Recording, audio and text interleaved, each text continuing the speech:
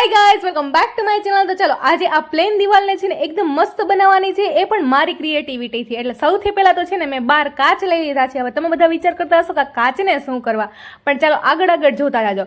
અને બસ પછી અહીંયા છે ને મેં માપ સાઇઝ લીધી છે, કેમ કે એ ખાસ જરૂરી છે। જો માપ સાઇઝ આડાઅવળી થઈ તો પ્રોબ્લેમ જ પ્રોબ્લેમ।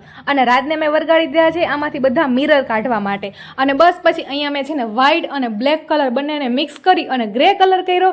હવે મારી જિંદગી ભલે ગમે એટલી આડાઅવળી ને ખાડા ખબડી વાળી હોય, પણ કલર તો હું એકદમ સ્મૂથ જ કરું। બસ અહીંયા આવી રીતે ચોકઠા બનાવ્યા હતા ને જે માપ સાઇઝના, એની ફરતે એકદમ છે ને ક્લીન બોર્ડર કરી નાખી છે મેં એકદમ કલરથી મસ્ત।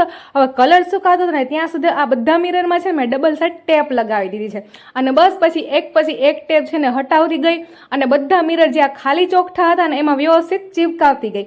ત્યાં તો એટલી વારમાં રાજ આવીને મને કહે કે આવી બધી ક્રિએટિવિટી તારા મગજમાં આવે ક્યાંથી? બસ એનો થોડોક આપણે ફાયદો ઉપાડી લીધો। મેં કીધું મારો મગજ એકદમ છે ને ભરપૂર છે, ગમે ત્યાંથી આઈડિયા ગોતી જ લેવાના। અને બસ પછી અહીંયા છે ને મસ્ત બધા મેં કાચ અટેચ કરી દીધા। અને નીચેની દિવાલ થોડીક એવી છે ને ખરાબ હતી, તો એના માટે મેં મીશોમાંથી છે ને એક સરસ એવું પોસ્ટર મંગાવ્યું હતું। જો તમારે બધાને મંગાવવું હોય ને તો મને કોમેન્ટ કરજો લિંક, એટલે તમને પોસ્ટરની લિંક મળી જશે।